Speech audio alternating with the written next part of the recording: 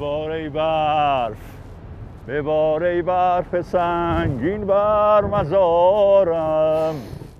به راستی اکسیژن خالص رو اینجا میشه تنفس کرد و چه انرژی میگیره انسان. بسیار سفر باید تا پخته شود خامی، صوفی نشود صافی تا در نکشد جامی. مقصد تازه سفرم سرزمینی سرسبز و جذاب در شمال غربی ایرانه. این سرزمین با قدمتی 3000 ساله پر از آثار دیدنیه. این سرزمین یکی از صمیمی‌ترین و مهمان نوازترین مردمان رو در خودش جای داده. بزن.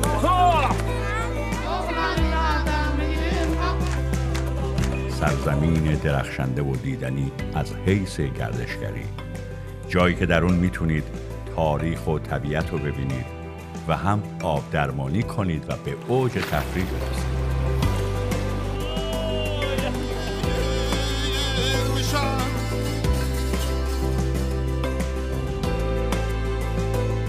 و حالا من اینجام در دامان سبلان شگفت‌انگیز.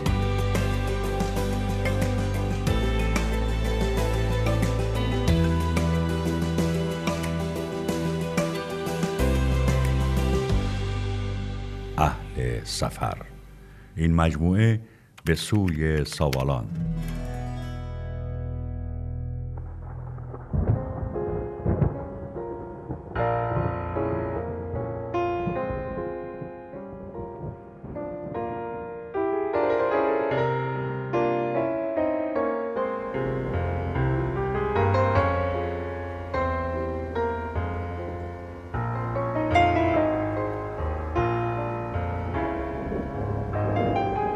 شاید همه شما در مورد زیبایی‌های جاده اصالم خلخال شنیده باشید.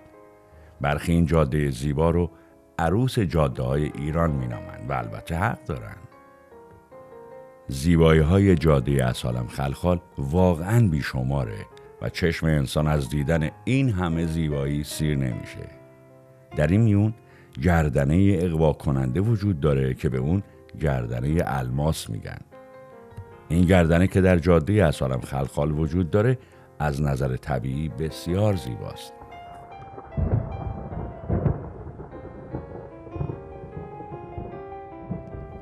این جاده از میان مراتع، زمین‌های کشاورزی و خونه‌های روستایی میگذره.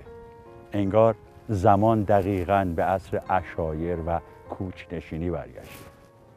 خونه‌های گردنه الماس و جاده اصالم به خلخال بی آلایش و زیبان، البته با عشق و محبت، هنوز منطقه رو آلوده نکردن.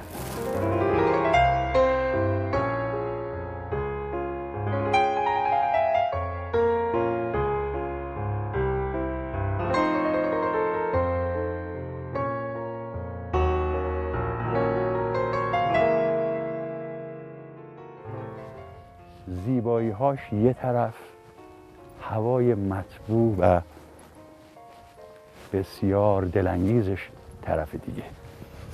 یعنی از هر طرف نگاه میکنی یه تابلو نقاشی خاصی رو میبینی. زیبایی‌ها در اینجا موج میزنن و انسان محو تماشای این زیبایی‌ها میشه. جاده اصالم به خلخال چنان زیبا و هیجان انگیزه که قدم زدن در اون هر کسی رو به وجد میاره. این جاده 70 کیلومتری بهترین گزینه برای کسانیه که عاشق طبیعت‌گردی هستن. در طول این مسیر شما صحنه‌هایی رو خواهید دید که تنها در رویاها میشه اونو تصور کرد.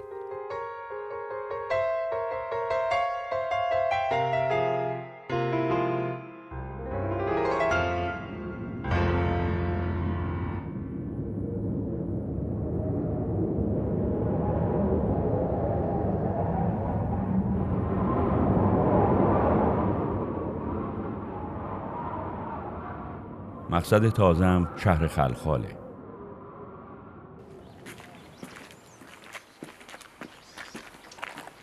ابتدا به دیدن یه دوست قدیمی میرم.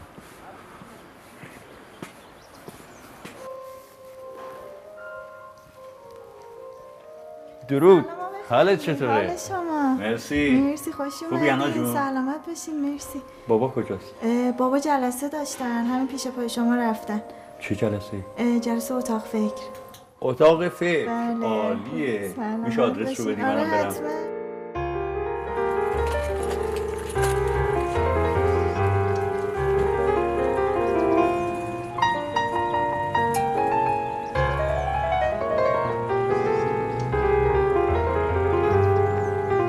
سلام ننه.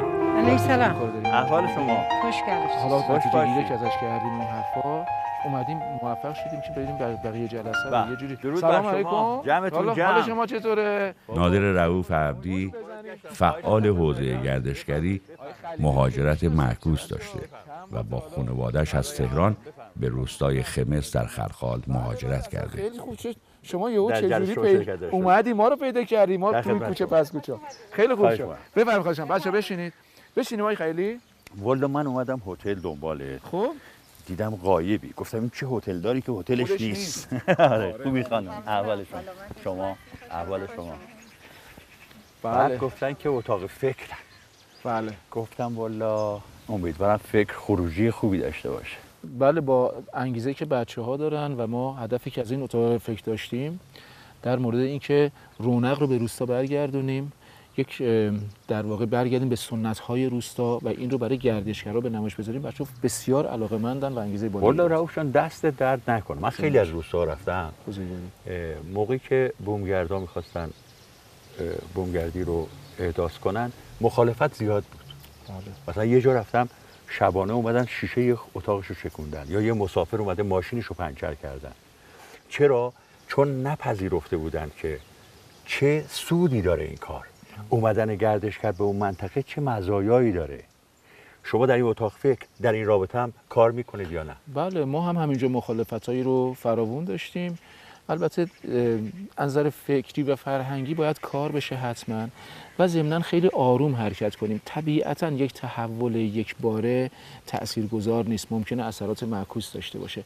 الان با بچه اتاق فکر نشستیم داریم مرحله به مرحله و آرام آرام میریم جلو تا یواش یواش طعم شیرین تحول رو، طعم شیرین رونق رو مردم بچشن و خودشون یواش یواش و آرام آرام پیشنهاد میدن و میان داخل اتاق فکر و میگن ما میخوایم عضو باشیم. یکی از چیزایی که در واقع توی اتاق فکر انجام میشه نمایش جلوه‌های زیبای یک کار هست توی روستا و منطقه.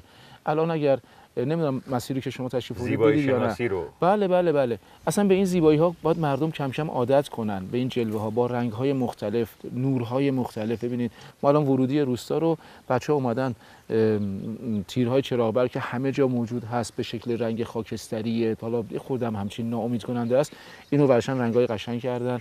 اومدن طرحهای بوتجقه‌ای فوق العاده، گل‌های قشنگ. بعد وقتی که مردم روستا چشمونو باز میکنن این تیر چراغبر میبینن میگن این حاصل اون فعالیت هست. مثلا منی که وارد شدم طبیعی وقتی به هر منطقه‌ای که وارد میشی نمایی که میبینی روی روحیت خیلی تاثیر داره. میفهمی مردم این منطقه چه شکلی فکر میکنن. دقیقاً. من یادم یه روستایی رفته بودم پر زباله بود و اصلا نمیتونستی داخل یه خونه بشی. بعد از دهیار خواستم گفت، بعد فهمیدم خود دهیار بچه اونجا نیست. حالا بگذاریم. اما روستایی رفتم دیدم که از ابتدا وارد شدی پر گله. مثلا ماسوله دیدید دیگه، تمام خونه ها پشتش پر گل و فلان. بله. یا یه روستایی دیگه الان انبران اولیا همه تات بودن. رفتم خونه هاشون همه دیدم گلکاری، گلای خیلی زیبا، پرداخت رنگی.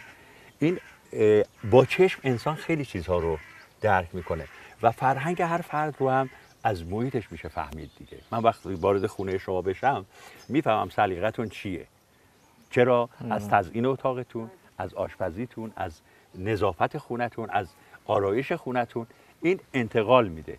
پس شما روی این از کار کردید. بله اتفاقا مردم خمس مردم بسیار زیبایی دوستن. تو خونه های هر کدوم که برید گلدون های فوق العاده قشنگی هستش که امکان اینکه تو خونه اینها رو رشد بدن داشتن. درسته. به دلیل شرایط آب و هوایی این گل ها بیرون از فضای خونه نمیتونه رشد در بده. داخل مراقبت بشه. دقیقاً. و اصلا اتفاقا پنجره های کوچولوی این خونه ها که آفتاب متمرکزی رو میگیره به این گلدون ها خیلی کمک میکنه که اینا رشد قشنگی داشته باشن. بله. ورود گردشگر به روستا برای توسعه روستا چه تأثیری داره؟ میخوام از همتون بپرسم. از شما شروع کنم. خب متقابلا خیلی تاثیر خوبی داشته توی تبادل فرهنگ بین شهر و روستاهای. تبادل فرهنگ بین شهر و روستا. تبادل فرهنگ به نظرم خیلی، من خودم به شخصه خیلی مشتاق بودم سر اینکه تبادل داشته باشم، چه با گردشگرای حال خارجی باشه یا داخل خود کشور با شهرهای مختلف. چون تو بحث بومگردی خودمون فعالیت داریم، به نظرم خیلی تاثیر خوب و مثبتی داشته و من واقعا علاقه دارم که بیشتر توسعه بدم. یعنی هم چیزی به اونها یاد دادی، هم چیزی از اونها یاد گرفتی. متقابلا بوده. دقیقاً. بله. شما چی؟ روستایی‌ها میتونن حداقل ورود گردشگری استفاده بکنن، محصولاتشون هم بفروشن. یعنی از نظر اقتصادی. از نظر اقتصادی. عالیه. مهاجرت معکوس داشته. خیلی از جوانایی که رفته بودن از روستا همه دوباره برگشتن. خیلی آبادتر شده، دیدن که رونق داره اقتصادشون، اومدن برگشتن سر کسب و کارهای خودشون، یه کسب و کارهای جدید دارن راه میندازن. یعنی پویایی باعث شده که دوباره برگردن. بله.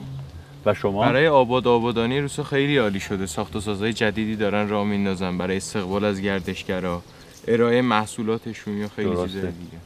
فروش لبنیات و اینجور چیزا خیلی بیشتر شده. دام دارن. بله. آره، یعنی دام دارن بیشتر شده. درسته. و شما؟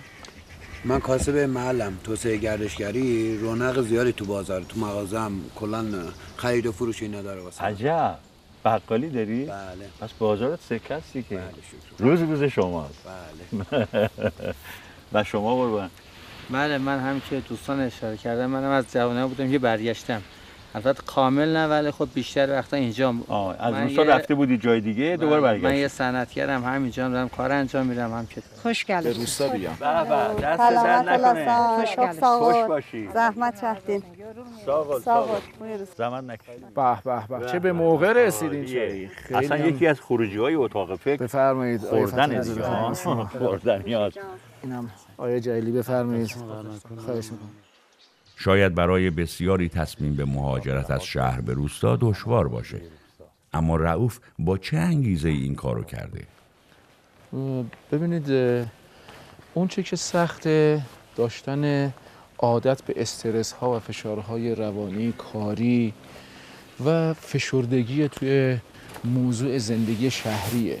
شما به همه چیز تو زندگی شهری وابسته هستید و توی این زندگی. سلام علیکم. وقت بخیر. اول شما. خیلی ممنون. خوب ان شاء الله. زنده باشین ان شاء الله. سلام رسوند شما هستن. خیلی متشکرم. یعنی شهری به نوعی مصرف کننده تمام اختیار. کاملا.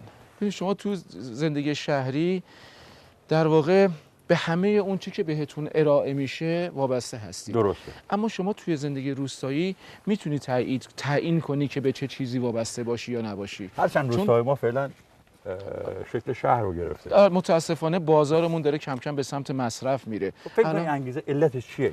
علت بی‌توجهی همه اقشاریه که در یک کشوری به اعتقاد من میتونن برنامه‌ریزی بکنن. ببینید ما اصولا اومدیم تو برنامه‌ریزی متمرکز، حتی تو آموزش پرورش. این مهمه. بله. ببینید الان تو آموزش پرورش میان تو رده‌های بالا میشینن پشت میزا با کت و شلوار و برای زندگی همه مردم و همه اقشار روستایی و شهری یک برنامه متمرکز میریزن. درسته. در حالی که از زندگی مردم روستایی با شهری متفاوته و ما در واقع اومدیم توی کتاب‌های درسیمون تبلیغ زندگی شهری رو میکنیم و بعد توقع داریم که مردم روستایی توی روستاشون بمونن. اما برای مردم روستایی وقتی که تبلیغ زندگی شهری میشه چه انگیزه‌ای برای حضور تو روستا به نوعی تربیت نکردیم. دقیقاً. درسته؟ دقیقاً.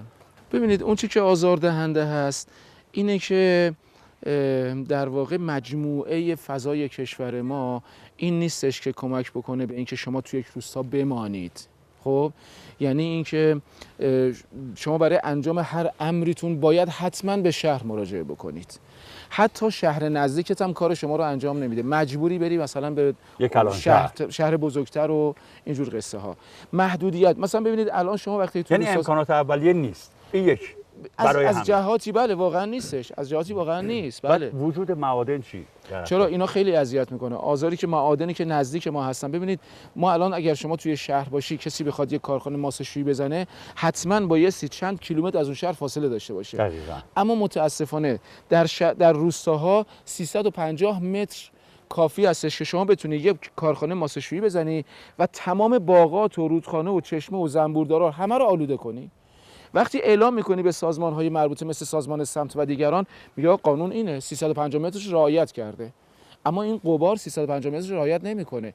گوسفندای ما علف‌های در واقع نزدیک به این کارخونه رو نمیرن بخورن و چرا اونجا انجام نمیگیره. توجه میکنید این صدا، آلودگی هایی که داره، آلودگی محیط زیستی که داره، در پایین دست رودخانه های ما ماهیاشون رو از دست میدن. پرورش ماهی نمیتونیم دیگه داشته باشیم. توجه فرمودید؟ درسته. بنابراین این جور قصه ها واقعا توی روستا داره، در حاشیه روستا فوق العاده آزاردهنده است، مردم اذیت میکنه. در ادامه با رؤوف به روستای شال در بخش شاهرود خلخال میام. روستای شال در جنوبی ترین نقطه اردبیله، با آب و هوای مطبوع و خنک و باغات و درختان میوه. این روزها پذیرای گردشگران مناطق مختلف کشوره. اینقدر وضعیت آب و بارندگی و استفاده های نابجا درسته از این رودخونه ها شده، الان مثل یه جویبار یه خورده بزرگ هست. باز هم خوبه، پر آبه. باز هم خوبه، ولی این خیلی عظیم بوده. تمام این سطح رو که نگاه میکنید رودخونه بوده. بله آره دهنه ارزش خیلی بیشتر بوده. بله. بعد وقت بین راه خودش هم کلی از این شهرها و روستاها رو باغات اونها همه رو آبیاری کرده، ولی الان دیگه متاسفانه این وضعیت کم شد. خب بفرما. اعتبار هست؟ بله بفرمایید. چوباش دارم پوسیده. پول خوبیه.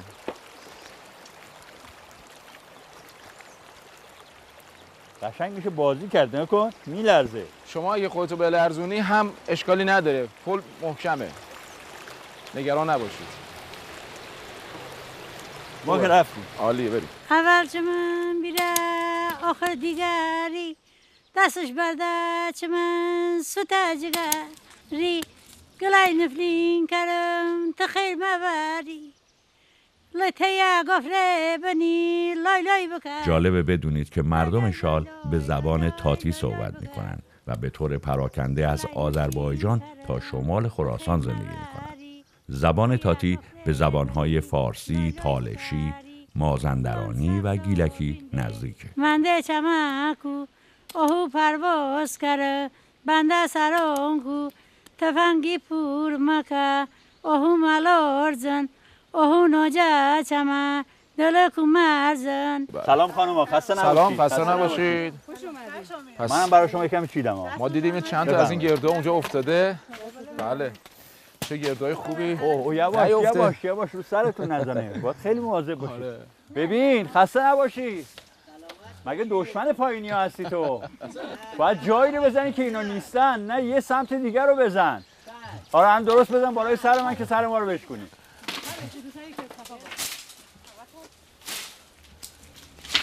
وای باریکلا، مواظب باش رو سرت نخوره. گردوهای سنگینیه. گردوی منطقه شال و منطقه شاهرود گردوهای پرچرب و خوشگوشتیه، برای همین هم سنگین. الان نگاه میکنید واقعا تو سر کسی بخوره اذیت میشه. آره باید مواظب باشید. خب یه چند تا ما کمک بکنیم. ماشاءالله گردو هم سالمه. حتما از این گردو نمیشه بگذریم. سایزش هم کنم، مخصوص گردو بازیه این الان.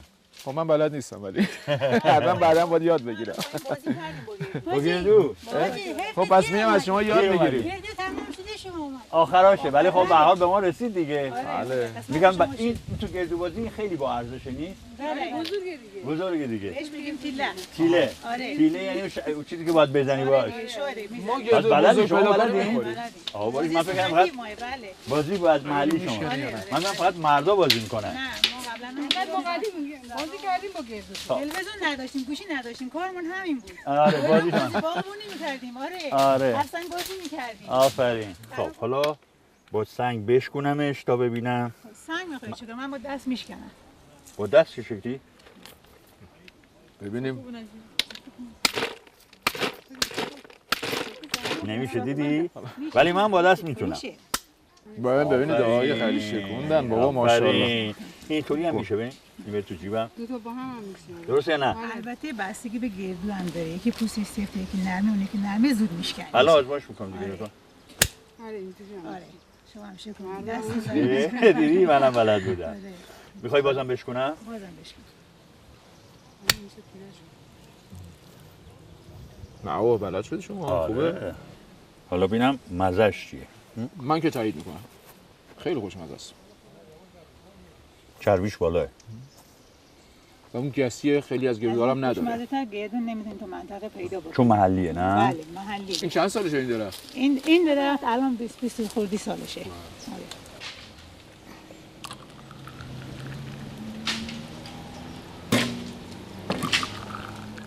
ولی جای با صفاییه. بسیار با صفاست. و چقدر هم صاحبش با سلیقه صندوق گذاشت داخل. ببینید منطقه روستایی اینه. شما تو یک باغ درخت داری، سبزیجاتتو داری، کندوی عسلتو داری، مرغ خروسی. یعنی روستا، در زندگی روستایی یعنی تولید خودکف. حاجی کجا میره؟ دست شما در نکنه. سلامتی نباید. هزار سلام باید. خیلی ممنون. سلامتی نباید. هزار سلام باید. خیلی ممنون. دست درد نکنه. زحمت کشیدی. خوش کردم. وظیفه.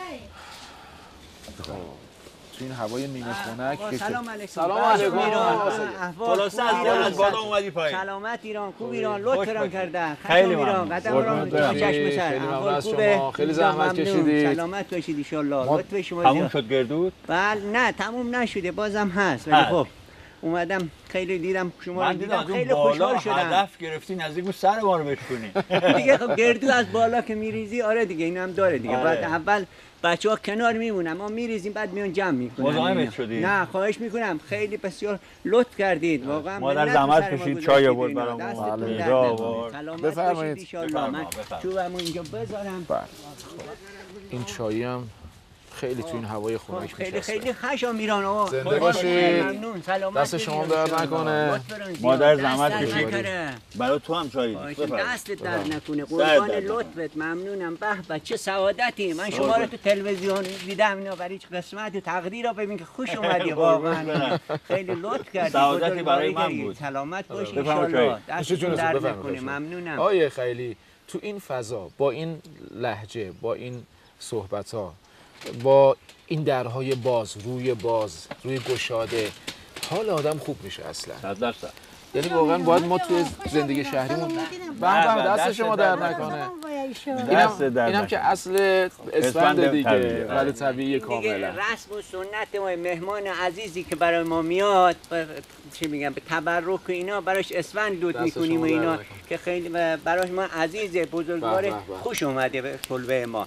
حالا عذرخواهی میکنیم دیگه اینجا وقت کار باغ و اینا بیشتر از این برای پذیرایی امکانات اینا نداریم ما را گذشت میکنیم. خیلی هم زحمت. خیلی عالی همه چی هست. به زبان خودم میگم لطف کردید بزرگواری کردید. خشم ایران. خشم ایران. سلام خسته نباشید. دست شما در نکنه. داریم نه مرسی. ببین جا گذاشتی اونجا دیگه. اضافه ها مال خودم میشه. میام جمع میکنم. سلطان الان میذاریم. ما 4 نفریم 8 تا گردو. نفری 2 تا میذاریم. غیر از سلطان جداه. یکی میذاریم. الان که هر کی انداخت سلطان زد کل گردو مال اون میشه. اگه یکی بزنیم یکی برمیداریم تا آخر همینجوری ادامه میدیم بعد بازی تموم میشه.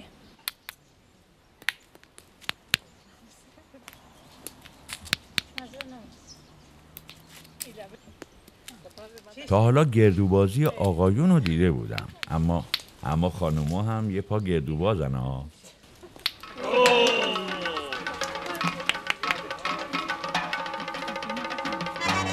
مهارت در گردوبازی خانوما گویا به آقایون برخورده.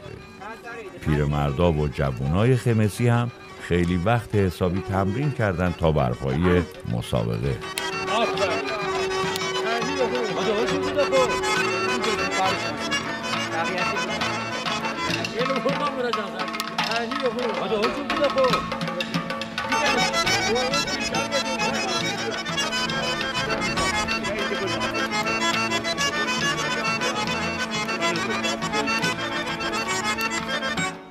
هشت تا گردو 8 نفر هم بازیگره.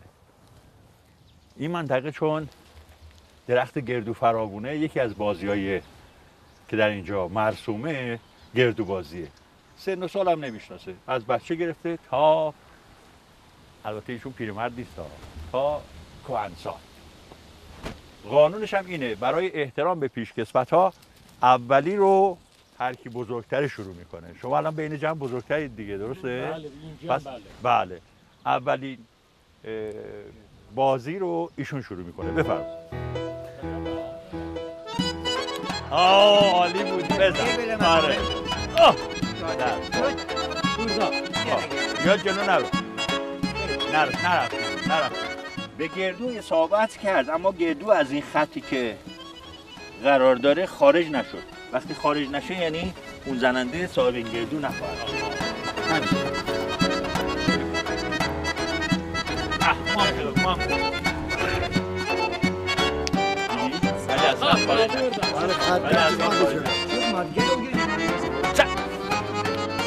ایشون که چیپش فرمی که یقینا همه رو یه جا میزنه، ببینم.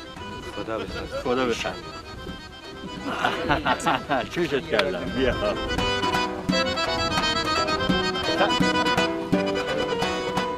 6 تا از گردوها باقی مونده. یعنی دوباره بازی افراد باید وایسن و بازی مثل ابتدا آغاز میشه، درسته؟ خب من بار اول به حاجی گفتم اول بزنه. حاجی چند سالته؟ تقریبا 72. نه ظاهرا 50 سالم نمیاد. خب تابون شما میدونیدم. کلاتو چیکار کردی؟ اونجا گذاشتم. خیلی خوب.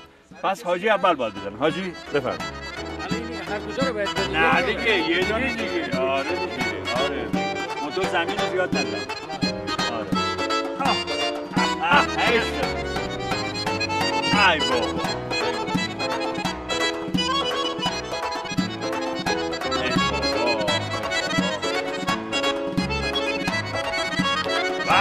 دیدی گفت هدف داریه؟ زنده باز. الان از نزدیک نمیتونه بزنه، نمیدونم چرا. دیدی؟ از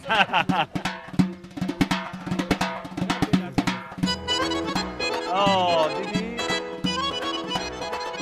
آفرین. شما از دور راحت زدی، درسته؟ ولی از نزدیک نتونستی. خب هر کی نتونست از نزدیک بزنه باید یه هنری پیاده کنه. لای لای لای لای لای لای لای بالام لای لای لای لای لای لای لای لا لا لا لا لای لای لا لای لای لا لای لای لای لای لا لا لا لا لای لای لای لای لای لای لای لای. در نبود موسیقی حنجره طلایی مهدی خلیلیه که فضا رو شاد میکنه. لای لای لای لای لای لای لای بالام لای لای لای لای لای لای لای لای لای لای لای. مرسی، باریکلا.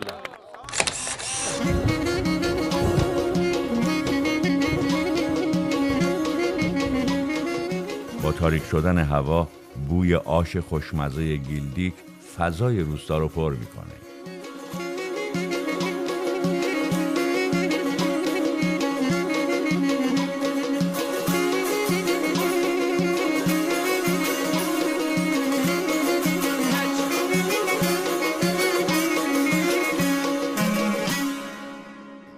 امشب قراره تو یک اقامتگاه بومگردی به همراه گروه یه آش خاصی بخوریم.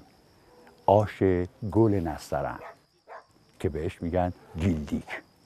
این آش اول از همه آب گل نسترن رو میگیرن با برنج، نخود، لوبیا، عدس، حبوبات، حالا ماش و غیره، به اضافه گردو، سنجد، آلو بخارا، همه اینها رو ترکیب میکنن بدون گوشت. نه گوشت مرغ توشه، نه گوشت گاو گوسفند.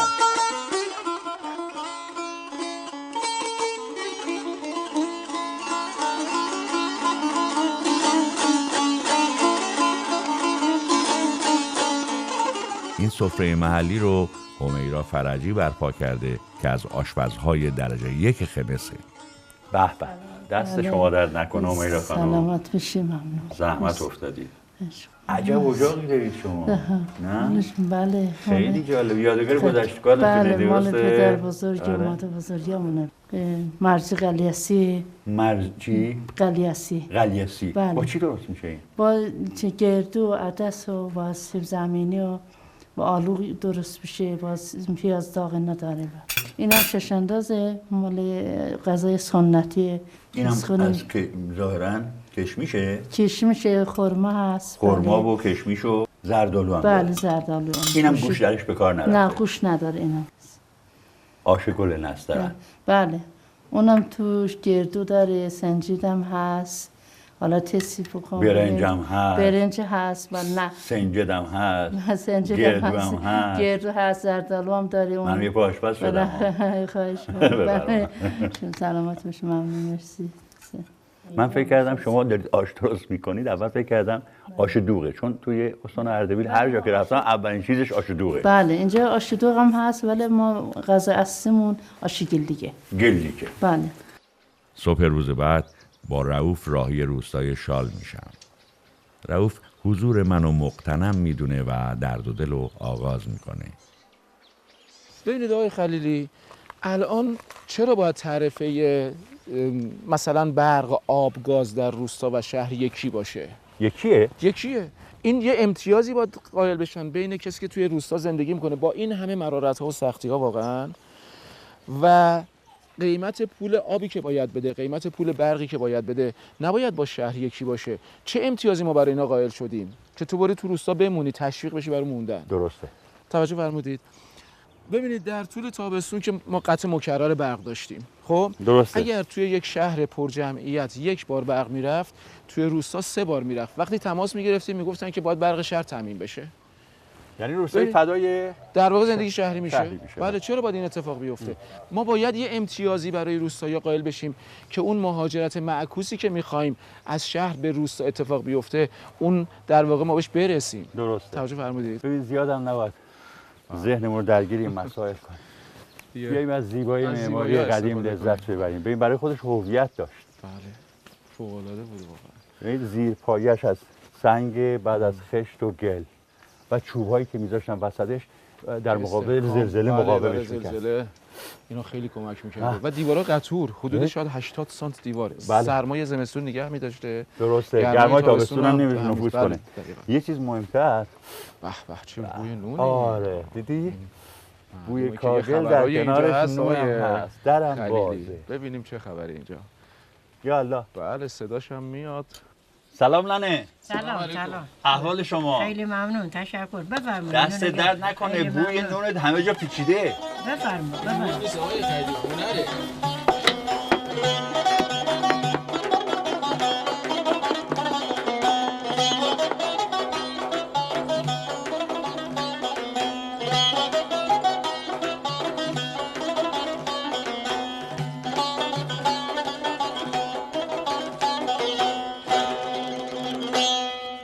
بفرما گرم. دست درد نکنه. چه نونی، خیلی ممنون. چه رنگی آقای خلیلی. روشو بیا. دست شما در نکنه. خیلی ممنون. خیلی عالی. دستتون در نکنه. آقای خلیلی اگر میدونستیم یه همچین نونی میخوایم بخوریم با این مغز خوب، اینقدر صبحانه نمیخوردیم. والا این نون هر مقدار سی میشه، سیر باشی بازم میشه خورد. بله فوق العاده است. خب چیکار کنیم بخوریم؟ یعنی الان دهن همه آب میفته هر کی ما رو میبینه. نه. بسیار با اینجا رو نگاه کن. ای وای. خب این خونه‌های بافت قدیمی دارن از بین میبرن، طرح جدید میسازن شکل خونه‌های تهران. متاسفانه اصلا هیچ ربطی به معماری منطقه ما نداره. نه. ببین تو تاریخ ما داریم بنا رو نگاه میکنن میگن مربوط به دوره ساسانیانه. بله. یعنی برای خودش یک شناسنامه‌ای داره. بنایی رو میبینن میگن مربوط به دوره قجره. یعنی یه شناسنامه‌ای داره، یه طراحی خاصی داره. ولی الان مربوط به چه دوره‌ای میشه؟ این چیه این؟ از کجا گرفتید؟ یک روستای بی‌هویت بر اون درست میشه. آنچه که داشتیم رو از دست دادیم، چیز نوعی رو ارائه ندادیم. بله واقعیت. تنها بلوک است و آهن است و سیمان.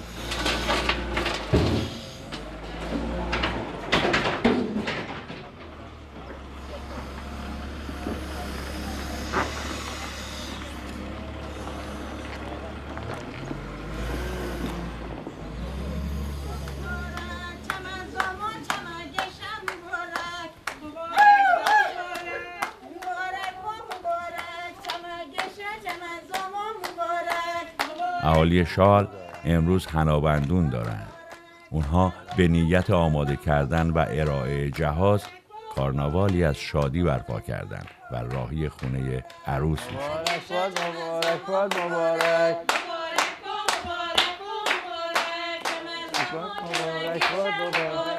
تمام هدایای پیشکشی از پول تا طلای این مراسم به عروس خانم تعلق داره و داماد بیچاره که به خارج از کشور مهاجرت کرده چیزی بهش نمیرسه.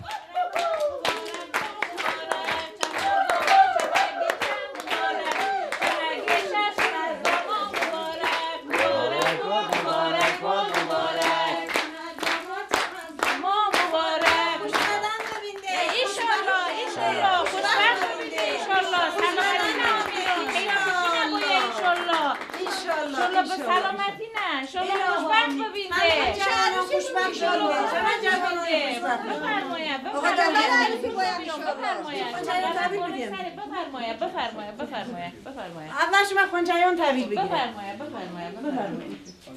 این لباس هنابندان عروس. ایشالله مبارک بابا. ایشالله تحویل بگیرید. مبارک بابا. یا باشون تحویل. این لباس هنابندانشه. این چادر نماز و عقد کارت عقدشه ایشالله. ببر ایلا و تا ببر مشکل نداره. همین چه صورت اگری خلابه بالا جون. مبارک بابا. دستران در مقره. خیلی بیننده ایشالله. همین چمدان عروس خانمه. دستران در مقره. ایشالله خوشبخت باشید.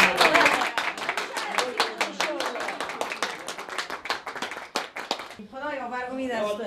آمدیم دختر بگیریم.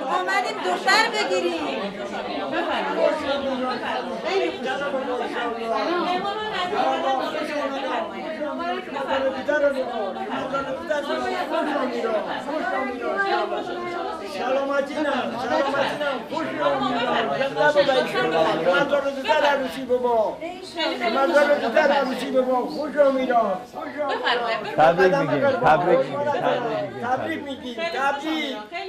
تبریک میگیم عروسی سلامتی قربان شما خوش آمدید شما داره دوتره بابا انشاءالله بازم هست بگم قربونت برم خوش آمیدان همگی خوش آمیدان زنده بود انشاءالله سلامتی نم همیشه اینجور عروسی میبو انشاءالله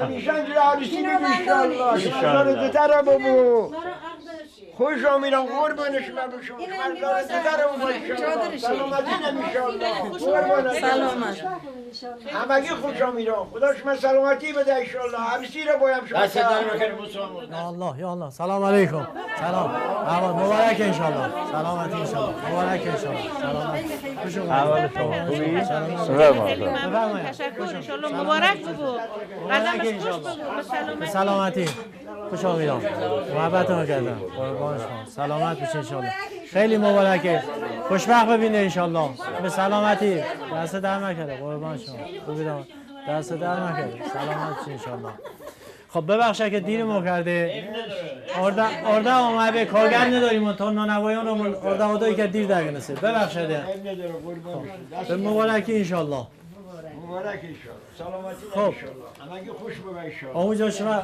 صحبتتون کرده شما قراردادتون صحبتتون کرده ده خب بسم الله الرحمن الرحیم بله طبق رسم رسومی که دارم همه دکو آیم ما شما خدمت که شما صحبتتون که قبلا کرده باجه بینم خود چنگل مریه صداقه باجه جنس باجه پدر بزرگ عروسی سلامتی انشاءالله بله همگی زور در عروسی بگو انشاءالله بله سکه ببینیش اول چنگله آمو جان باجم زیاد باجم کم باجم کمتر باج بده جوانان رو که سبکتر بگیم بده عروسی بگیریم دیگه 55 گله ببینیش الان بدونش کلام الله مجید ایجاد آینه شمدانی که سریه خب مریان سکه باتر چنگله 55 گله که سبکتر بمیشه بده مردم جوانان بشه یه عروسی کردن داماد قبول دارید آمو جان بله قبول دارم هر چه وجه آمو بفرمایید 55 گلاس سکه مشکلی نداره که سبکتر بگیره باشه بده راحت بود ماشاءالله پدر داماد دست دلباز آفرین همینطوریه که بعد جنس ببینید جنس هم ببینید قربون شما رخت خواب ببینید دست نه استاتیک جنسی که قرار تلویزیونو تلویزیون فرش و لباسشویی لباسشویی بنویسید اینجا. لباسشویی یک دستگاه فرش 6 متری دگله بله شرط دگله نیست اینجا سبکتر بهتره قربانش بشه. تلویزیون چی؟ این تلویزیون یکی تلویزیون میله بنویس لباسشویی این لباسشویی بنویس. صحبت رو کرده قبلا ایل کلام الله مجید ایجل آینه شمدان سری سکه این که عموم فرماسه 55 گله بنوشت مانه بعد استاتی که این جنس ببه ایل لباسشویی ببه فرش 6 متری ببه دگله آره ایل این تلویزیون ببه. پدر عروس خیلی خوشم اومد. همه چی به راحتی پذیرفتی. شما هم یقینا نداره قربان. شما هم یقینا دختر خوبی دارید. آره دقیقاً اینجوریه. خانواده‌های خوبی هم هستن. بزرگش ما هستن. بدم امضا کنه الان. خواهش می‌کنم قربان. آقا جان مبارک ان شاء الله. دست در اجازه دید قربان برم. بفرمایید. یا الله. شو زور دتر. دست در مکرم. مبارک ان شاء الله. مبارک.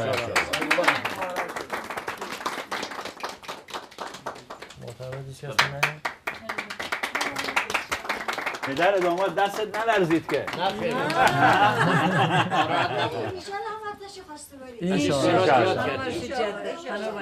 خب دارم به شما کادو به ما چیزی نمیدم به شما دارن کادو. چرا میدیم تقسیم میکنیم. این ناقابل برای دست در نکنه. دست در نکنه.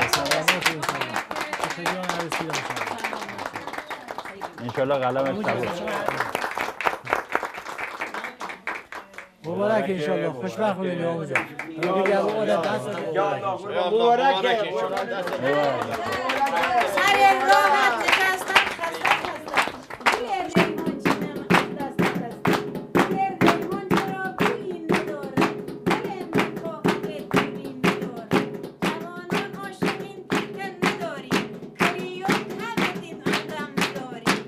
و حالا نوبت گلو به گلو خوندن مادر دوماد و خواهر عروسه.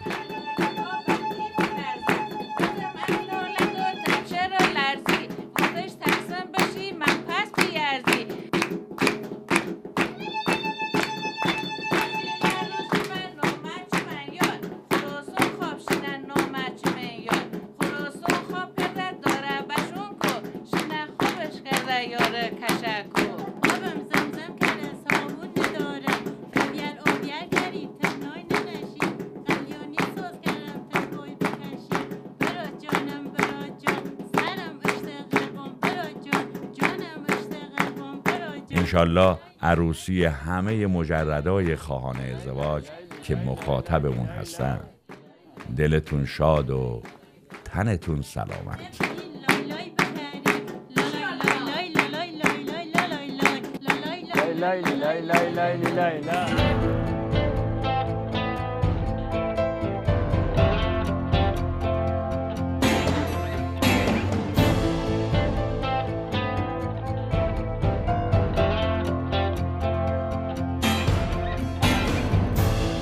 تا یادم نرفته بگم که این تصاویر مربوط به قلعه خشتی گیلوان خلخاله. بنای ساخت این قلعه متعلق به دوره هخامنشیانه و در زمینی به مساحت 6 هکتار ساخته شده. کاربرد این قلعه مراقبت از جاده و کاروانهایی بود که از گیلان به طرف آذربایجان در رفت و آمد بود.